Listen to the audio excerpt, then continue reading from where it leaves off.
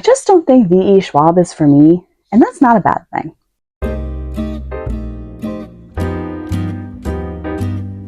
Hello everyone, and welcome back. I wanted to make this video because I just finished this audiobook, and I have a lot of strong feelings about it, and I would love to know what your feelings are about it as well. I've been seeing this type of video go around where people will compare things, like that had the same kind of topic in a book, and see who did it better. So for example, hockey romance. Who does hockey romance better? Icebreaker, heat of rivalry, that kind of stuff. And one of the things that I was going to do was who does it better? The writing retreat that goes bad, you know? So I recently just read The Ending Writes Itself by Evelyn Clark, and I was excited for it. I thought it was going to be really good. And then I was highly disappointed in it. Ooh. I'm going to pull my handy dandy notebook out here so we can actually talk about this. Okay, so first things first. The Ending Writes Itself is actually co-written by two authors using the pseudonym of Evelyn Clark. So it is written by V.E. Schwab and Kat Clark. Now, both of them are respective authors in their own field. Kat hasn't written a book in the last 5 years, I would say, probably a little bit more. They were a YA author that had been published, and then they went into the film industry. But these two are good friends, and so they decided that they wanted to write a book together. The Ending Writes Itself is very Knives Out. It's this murder mystery book that takes place in like a closed room kind of a thing, and you have to figure out who did it in the end. I don't know, it's very comic. There is a lot of comedy. I do get the book credit for the comedy that comes out in it. However, that's one of the things, we'll get there in a second. Basically, The Ending Writes Itself follows a group of 6 authors who are taken to this Scottish island because one of their famous authors named Arthur Fletch has died. Think of it this way. Think of it if George R.R. Martin died and he still had 10,000 words left to write of his last book. And so they decide that they're going to bring on a whole different author to finish the book itself. That is the premise of this book. Arthur has died without finishing the big popular book that is his series of Peach Rot, I think was the book. So these authors are given a chance to finish this book. And while the authors themselves will not be given credit for finishing the book, they will be given a book deal and I think like $2 million at the end of the day. Everyone signs an NDA, la-di-da. It took me a while to finish this audiobook because it felt like there was just a lot of stuff. End of the day, there was just a lot of stuff, and like the big action of the book doesn't take place until 50% of the way, and then you get to 50% of the way and it almost feels like you're reading a whole different book. And I wonder if that's partly like the two author kind of a thing, if one did the beginning stronger, one did the ending what they thought was stronger. It really was building itself up to being an interesting book. Let's talk about the characters first so I can try to like rearrange my thoughts. We have Arthur Fletch, who is the author who died.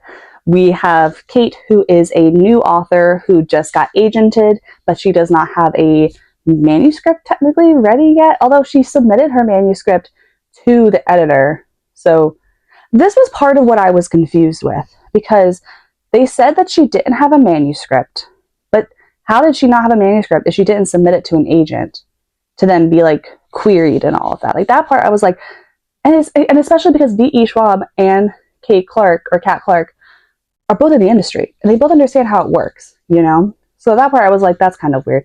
And we'll also talk about that later on. But anyway, there's Kate.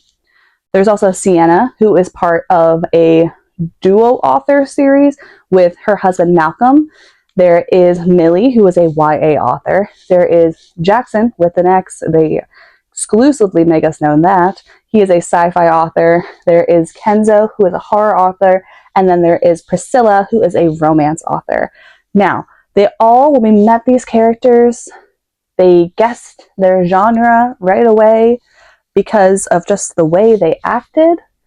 And at first, I thought we were going to do like a weird subversive thing of like, oh yeah, the YA author is like stereotypically like bubbly and talking about social media and all this stuff. And I thought, okay, well, like, what's her real character? Who's the real Millie that we're gonna meet? And you don't ever really meet for all these characters. It is just the surface level. You know, you kind of get their background a little bit as the book goes on, which I think is supposed to give you some sympathy for them, but it doesn't change anything for me at the end of the day. Like, it didn't, just knowing that each of them had a tragic background, you know, and like, it was just very confusing where we were going with this. I almost wanted, because this book is also supposed to be a discussion of publishing and things that are wrong with publishing and how we should fix things in publishing. And I kind of wish we had worked with that a little bit more. Like, maybe the horror author is actually like a bubbly grandma, you know, who knits sweaters for her grandchildren, but she loves to write horror on the side and she's good at it. Or maybe, you know, romance author is like just someone who works in finance, but likes to, you know, do romance on the side. Maybe, and like, they make fun of this one author, Kenzo, because he has a day job. And it's like, every author I know, well, I don't know a lot of authors, but author talks and stuff that I've been in, or writer talks and stuff that I've been in, everyone has a day job. Because writing doesn't pay. Unless you are a huge popular author and your books are flying off the shelf, it is very hard to be like an author as a career, a writer as a career. Like, that's just known. So when I saw that, I was like, why are you making fun of him for having a day job? Like, that was kind of weird. We're gonna get into spoiler territory when it comes to the ending rates itself. So if you don't want to be spoiled, you can skip ahead to this timestamp for when I'm going to continue the video and talk about something else. So we get to 50% of the way through the book, and you find out that Sienna, we don't find this out, but at this point, Sienna has made it known that she has left Malcolm. Her and Malcolm are getting a divorce. They are no longer happy. Malcolm doesn't do any of the writing for their like little author thing, and she wants to write her own. We follow a lot of her throughout this book, and she was kind of the main character to me throughout a lot of it. And then, you know, she has this big grand moment where she finally can figure out how she's going to write this ending, and she dies. Now, as I was listening to it, I was like, oh man, that really sucks. And then we're put in the head of Malcolm, which I'm like, out of all the characters, Malcolm, that's the head you want to put me in for this? And I'm like, and then, so of course, right away, they're like, oh no, it was an accident, like she fell down the stairs. And then Malcolm's the only one who's like, no, she was murdered, like for sure she was murdered. And I almost wish they had played on the fact that, however much you want to stretch your imagination, that like a bunch of accidents happen and a bunch of people die, and it just so happens to be an accident. It doesn't happen to be a serial killer, because you could then play on the thing of they're writers. They have active and wild imaginations, and it's just going to like play into it. You know, did this thing actually happen, or is this my active imagination? You know, that's me a lot of I had to check myself a lot of the times. Like when I was at BookCon, we were sitting in on one of the panels, and I was watching the authors talk and interact with each other. And I remember thinking that two of the authors I didn't think got along. And the whole time I'm like, Ashley, stop making this stuff up in your head.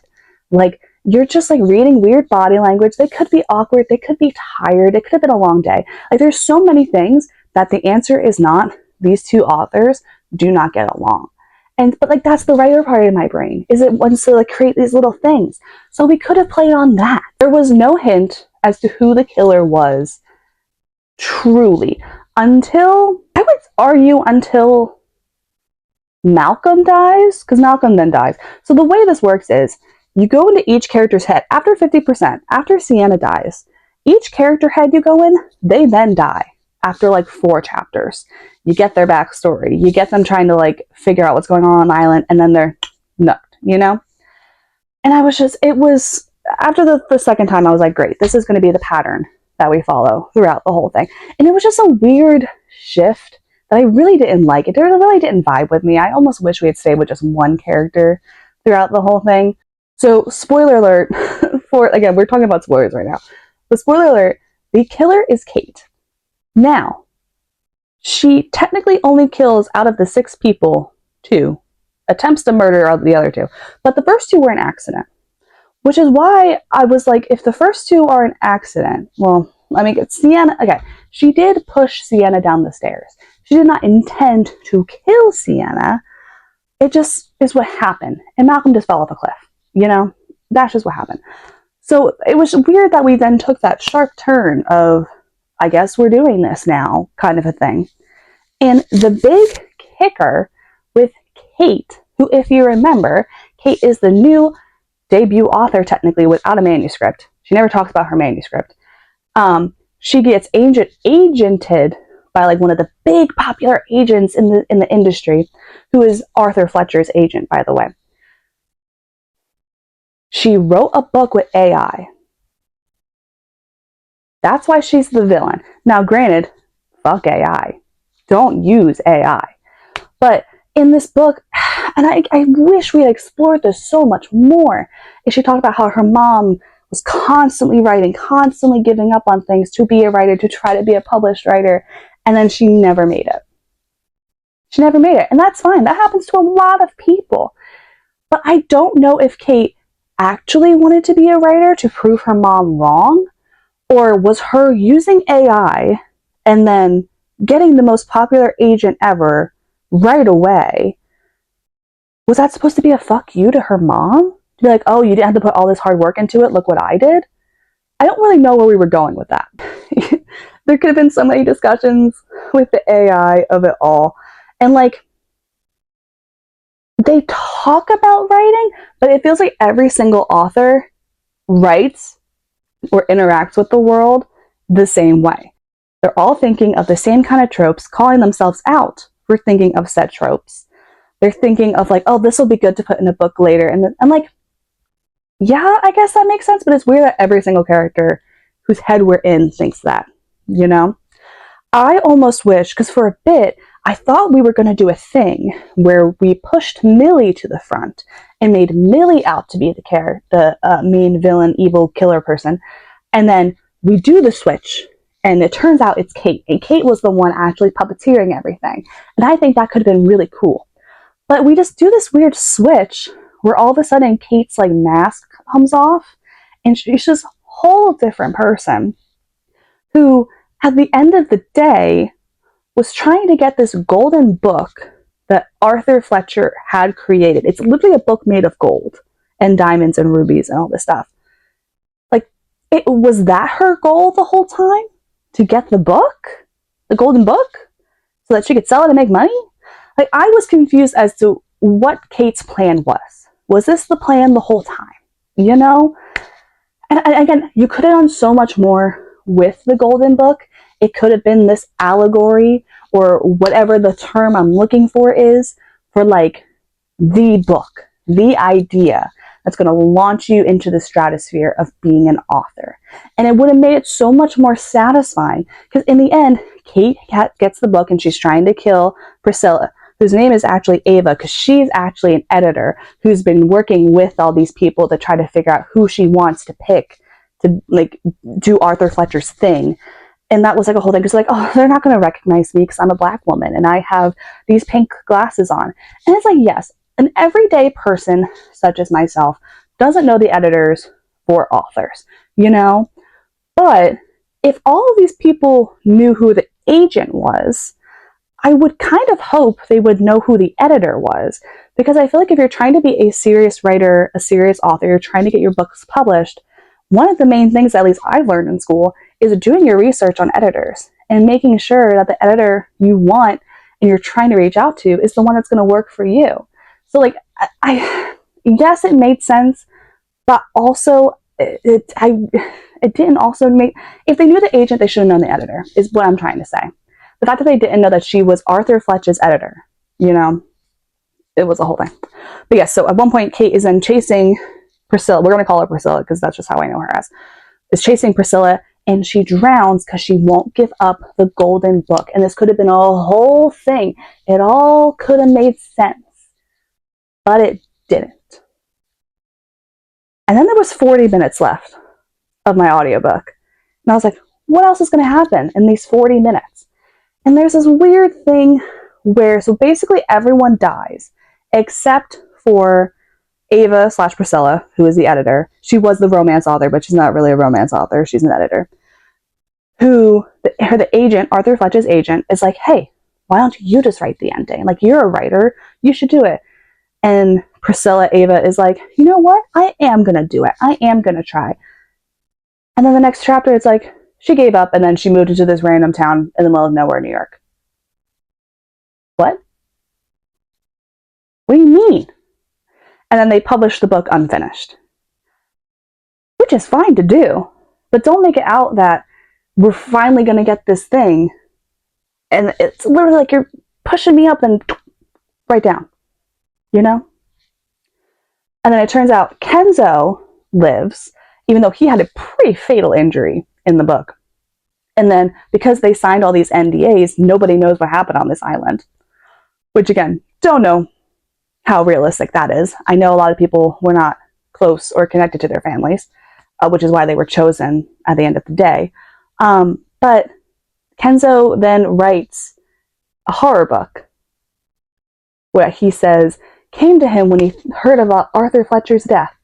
And he thought, oh, what if this happened? And that's it. And that's how the book ends. I was left very unsatisfied. Very unsatisfied. It felt like all these people were writers and authors. And besides Sienna, and I think because we were in Sienna's mind the most, none of the other ones really talked about writing and the writing process and how that feels. A lot of them talked about not being inspired, staring at a blank page and having no words come to mind, which is very common.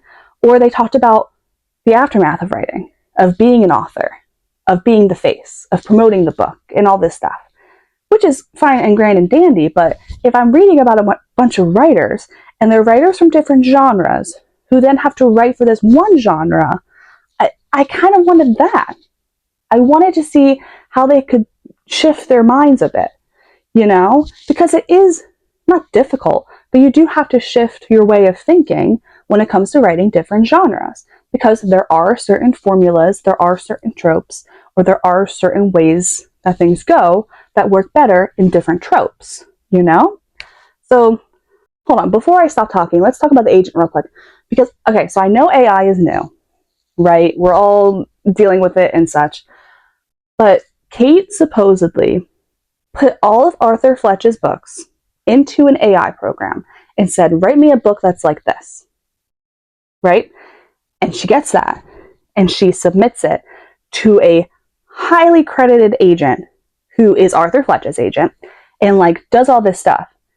And that agent picks up that manuscript. And it's like, this is great. You're going to be a great writer. But then we never hear about that manuscript again, you know? We never hear about who the editor for that manuscript is going to be.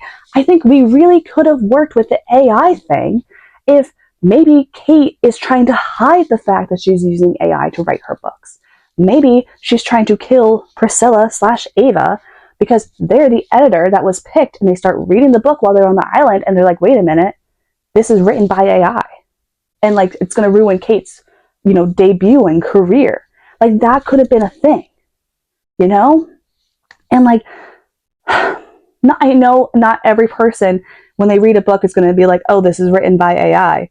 But you just could have done more. You just could have done more with the AI thing if you wanted the AI to be the big, bad, evil guy at the end. That is The Ending Writes Itself by Evelyn Clark. I'm interested to see what these two bring for their next one.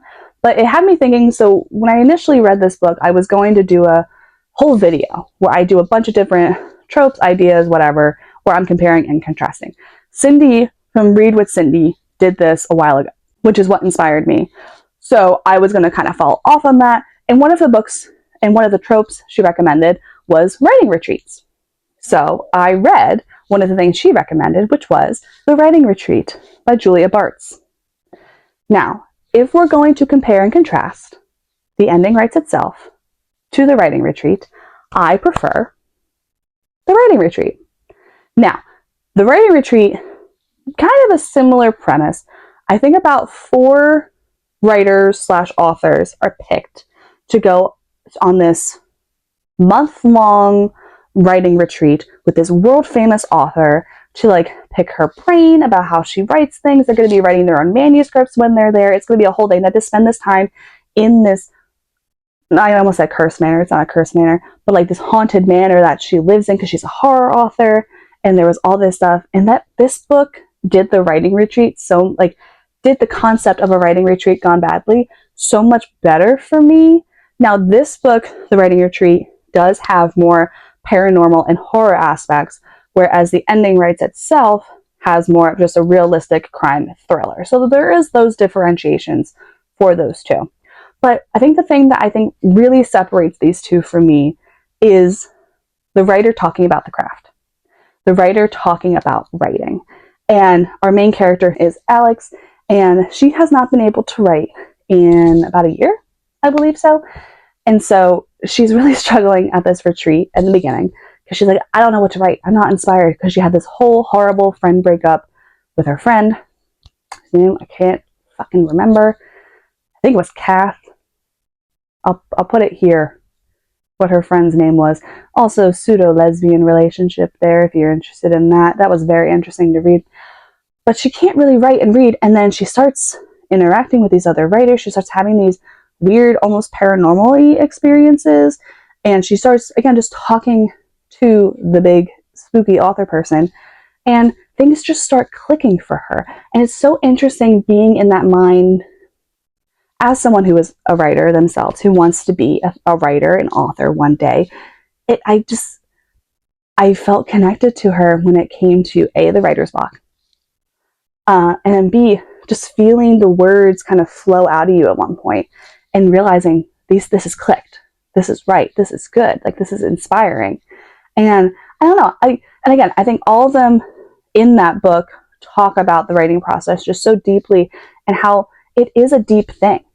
Now, in this book, it's often said that you only get one good story out of your life, which I don't necessarily agree with, but it is an interesting take, an idea on, if you're going to get your one story out there, what is it going to be?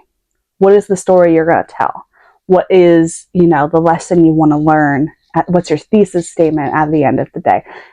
It's been a bit since I've read it. Granted, I think it's been like 2 months, but I read so much, it just goes right over my head.